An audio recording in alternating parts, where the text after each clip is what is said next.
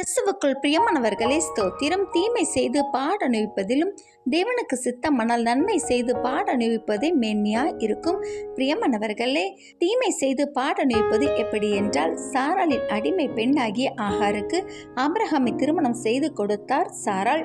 ஆனால் ஆகார் கர்ப்பவதி ஆனவுடன் தனது நாச்சியாரான சாராளை அற்பமாக எண்ணினார். இதனால் கோபம் கொண்ட சாராள் ஆகாரை கடினமான வேலைகளை செய்ய வைத்து துன்பப்படுத்தினார். இதுவே தீமை செய்து பாடணிவிப்பது ஆகும்.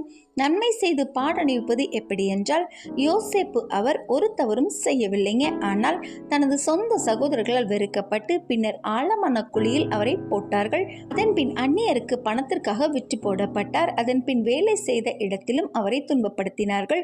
ஜெயிலிலும் துன்பப்படுத்தப்பட்டார். இப்படியெல்லாம் சகித்து வாழ்வது நன்மை செய்து சகித்து வாழ்வதாகும். இப்படியாக தவறே செய்யாது பாட அனுபவித்ததால் தேவன் அவரை தனது சொந்த சகோதரர்களுக்கு மேலாக உயர்த்தி வைத்தார். தீமை குணம் தேவனுக்கு பிரியமில்லாத குணங்க. எனவே கவனமாக செயல்படுங்கள். நன்மை செய்து பாட அனுபவித்து பொறுமையோடு வாழ்ந்தால் தேவன் நம்மை உயர்வான இடத்தில் வைப்பார். ஆமென்.